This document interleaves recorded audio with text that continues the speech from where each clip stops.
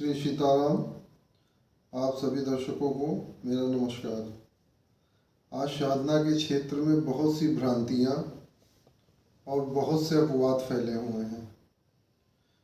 कोई कर्ण पिशाचिनी साधना की तरफ भाग रहा है, तो कोई धन वर्षा की साधना की तरफ भाग रहा है। लेकिन साधना को जितना आसान विषय समझ लिया, ये उतना आसान विषय होता नहीं है। आज आपके समय कर्ण पिशाचिनी साधना से संबंधित कुछ मूल तथ्यों को आपके साथ साझा करना चाहता हूँ, क्योंकि चमत्कार की दौड़ भाग में लोग ये भूल जाते हैं कि क्या उचित है और क्या अनुचित है। कर्ण पिशाचिनी साधना को मैं पूर्णतः अनुचित मानता हूँ, एक गृहस्थ के लिए, एक साधक के लिए। आप ईश्वर की साधना करें, आप देवी देवताओं की साधना में जाएं। कर्ण पिशाचिनियों को कुछ लोग कह देते हैं कि ये देवी का स्वरूप है, जबकि ऐसा नहीं है। आप इन 41 दिनों की साधना में शमशान में पूरा 41 दिन बिताते हैं। अपने ही द्वारा किए हुए मलमूत्र का आपको सेवन करना पड़ता है। बताइए अब इससे निंदनीय कर्म क्या होंगे? आप कहाँ जा रहे हैं? आपका मानसिक और बौद्धिक स्तर कहाँ जा रहा है? उसके बाद अब साधकों को गलत मार्ग ये दिखा दिया जाता है कुछ उनके गुरुओं द्वारा। मैं तो किसी के गुरु को कुछ कह नहीं सकता हूँ, सबके गुरु पूजनीय हैं। लेकिन चमत्कार की आड़ में या छोटे छोटे इन चमत्कारों को दिखाने के लिए, जैसे कि कर्ण पिशाचिनी की साधना की तरफ आपको मोड़ दिया गया। जैसा मैंने अभी आपको बताया कि 41 दिन शमशान में व्यतीत करना, सुरक्षा घेरा बना के रहना, अपने ही द्वारा की हुई मलमूत्र को सेवन करना, मतलब पूर्णतः अनैतिक लगता है। और साधकों को पूर्ण जानकारी न होने के अभाव में उनको ये लगता है कि एक बार मैंने जीवन काल में अपने ये साधना कर ली, अब ये साधना पूरे जीवन पर्यंत मेरे साथ चलेगी। जैसा ये बिल्कुल मिथ्या है। अगर आप इसका गहन अध्ययन करेंगे और पूरा शास्त्रों का अवलोकन करेंगे या तंत्र शास्त्रों का अवलोकन करेंगे, तो उसमें इसको निकृष्ट साधना के रूप में जाना जाता है। और ये साधना 1 वर्ष से लेके 3 वर्ष तक ही आपके साथ रह सकती है। पहली बात तो मातृ रूप में आप इनको पूज नहीं सकते, बहन के रूप में आप इनको पूज नहीं सकते, अपनी मित्र के रूप में इनको आप पूज नहीं सकते। इससे तो मैं कुछ उच्च क्रम में मान सकता हूँ कि यक्षिणी साधना, उसमें भी सारी यक्षिणियाँ नहीं, कुछ यक्षिणियाँ ऐसी हैं कि जो आपको मात्र रूप में दर्शन देती हैं। कर्ण पिशाचिनी तो 41 दिन की साधना है, 21 दिन में भी प्रत्यक्ष हो जाती है या 31 दिन में भी प्रत्यक्ष हो जाती है। लेकिन 41 दिन की साधना पूर्ण करते करते वो निश्चित आपको प्रत्यक्ष रूप से दर्शन दे देती है।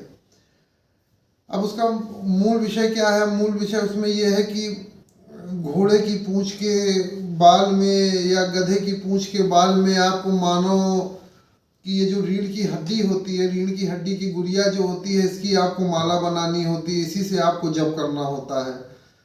उसके बाद जब वो आती है तो उसी माला को आपको उसके गले में पहना देना होता है, और वो एक माला आपके गले में डाल देती है, जिसे हम गंधर्व विवाह के रूप में कह सकते हैं।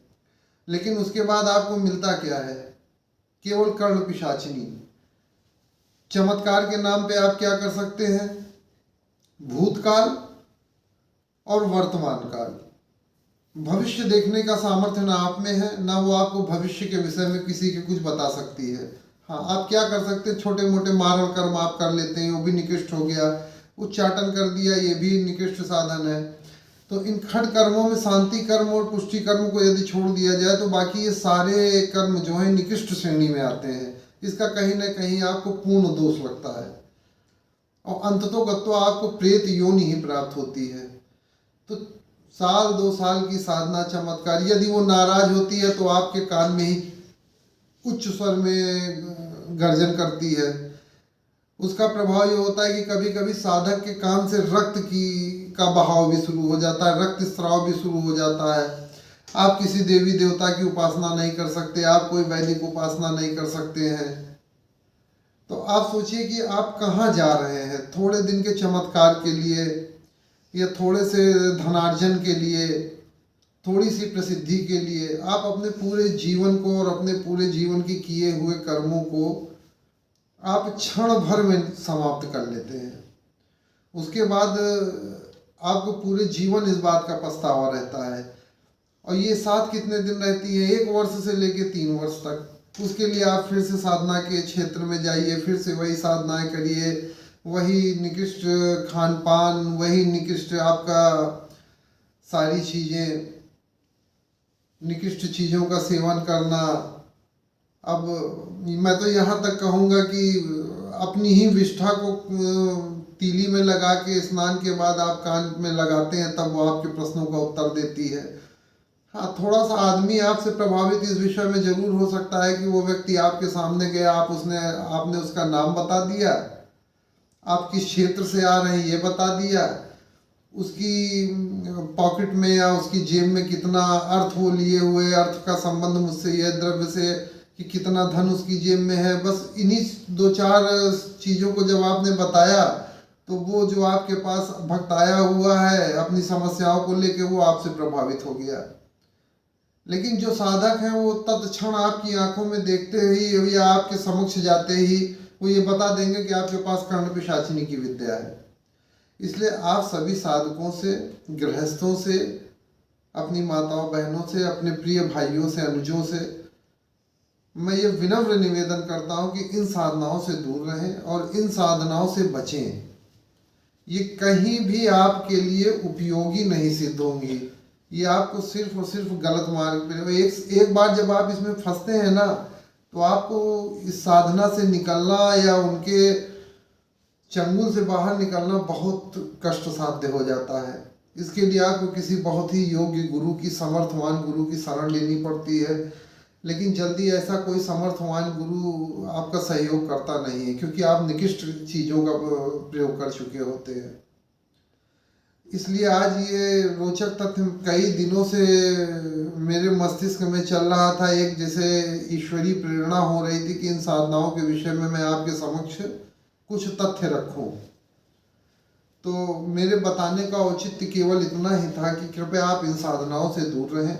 ये पूर्णतः अनैतिक है। इससे आपको कुछ मिलना नहीं, इससे आपका लोक भी खराब होता है और आपका परलोक भी खराब होता है। क्योंकि थोड़े से धन के लिए आप मारण क्रिया करते हैं, उच्चाटन करते हैं, विद्वेषण करते हैं, इसका आपको दोष लगता है।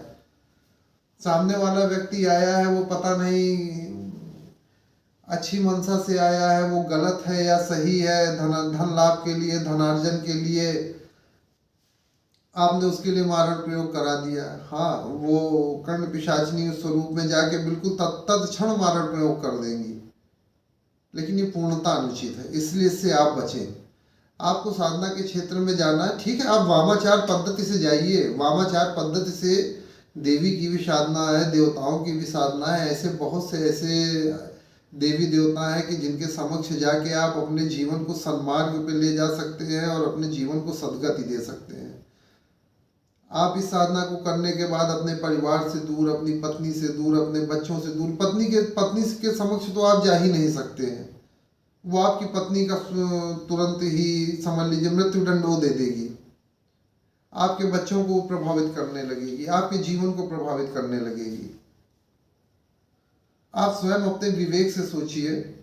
ये तथ्य जो मैंने आपके सामने रखे, जो ये रोचक विषय मैंने आपके सामने रखा तंत्र से संबंधित, इस पे आप विचार करिए। और मेरा आपसे विनम्र निवेदन है कि कृपया ऐसी साधनाओं से दूर रहें। और मेरे चैनल अध्यात्म प्रवाह पे इन चीज़ों के विषय में आपको विस्तार से बताया जाता है। और इस चैनल का उद्देश्य केवल इतना है कि आपको सही दिशा और तंत्र की सही मार्ग पे ले जाना। तंत्र क्या है? तंत्र को आप लोग किस दृष्टि से देखते हैं? तंत्र एक व्यवस्था है। मंत्र और यंत्र को व्यवस्थित रूप से प्रयोग में ले आना, यही तंत्र है। तंत्र ऐसा नहीं है कि आपने कोई चीज बनाई, कोई चीज कर दी, ये तंत्र है। तंत्र केवल एक व्यवस्था का नाम है। जब आप मंत्रों को और यंत्रों को व्यवस्थित रूप से प्रयोग में लाते हैं तो ये तंत्र हो जाता है। तो तंत्र एक बहुत ही अच्छी चीज है, बहुत अच्छा मार्ग है। लेकिन इसको जब आप अच्छे चीज़ों में प्रयोग करें, तो बिल्कुल गलत चीज़ों के प्रयोग करने से बचें। क्योंकि आप जिसको क्षति पहुंचाने का प्रयास कर रहे हैं, आप जिसको क्षति दे रहे हैं, उससे आपकी कोई वैचारिक मतभेद नहीं है, कोई वैचारिक द्वेष नहीं है, उसके पीछे भी उसका एक परिवार जुड़ा हुआ है। आपने थोड़े से धनार्जन में या धन के लालच में, धन लाभ में आपने उसको क्या कहते हैं, मारण प्रयोग कर दिया, वशीकरण प्रयोग कर दिया, विद्वेषण कर दिया, उच्चाटन कर दिया। ये मुझे पूर्णतः अनुचित लगता है। ये प्रयोग तब है कि जब आपकी जान पे बन आए, तब इन प्रयोगों का सही सार्थकता सिद्ध होती है। इसलिए इसको थोड़ा सा आप गंभीरता से विषय को ध्यान से सुने और वीडियो को स्किप ना करें। एक एक चीज़ों को आप बिल्कुल सही से सुने। हाँ, इसके कर्ण पिशाचिनी के मंत्र भी हैं, पूरा विधान भी है, लेकिन मेरे गुरु द्वारा तो कभी भी मुझे इसके लिए प्रेरित नहीं किया गया। हमेशा उन्होंने इन साधनाओं को गलत ही कहा। तो चूंकि गुरुमुखी होने के नाते जो ज्ञान गुरु कृपा से या गुरु चरणों के आशीर्वाद से मुझे प्राप्त हुआ, मेरा उद्देश्य है कि मैं उसको आप तक पहुंचाऊं। इसलिए आप इसको ध्यान से और अपने विवेक से निर्णय लें। इसी के साथ आप सभी साधकों को, आप सभी दर्शकों को, यदि ये विषय वस्तु या मेरा वीडियो ये पसंद आ रहा या ये बातें मेरी आपको अच्छी लगी, तो आप वीडियो को लाइक करें, चैनल को सब्सक्राइब करें और अन्य लोगों को शेयर करें, ताकि वो तंत्र को सही रूप से समझ सकें।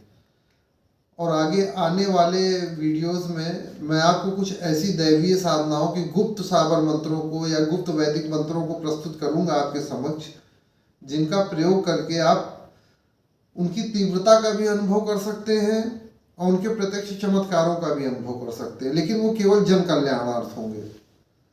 मेरा मानना यह है कि तंत्र का प्रयोग किसी के अहित के लिए नहीं होना चाहिए, कल्याणार्थ प्रयोग करना चाहिए। इसलिए आप तंत्र का या मंत्र का जब भी प्रयोग करें तो कल्याण के लिए, लोक हित में, जन कल्याण में, रोग उपचार में। मंत्र औषधि, मंत्रोपचार भी हमारे मर्मज्ञों ने या ऋषि मुनियों ने दिया है, इसमें हम लोगों की कोई विद्वता नहीं है।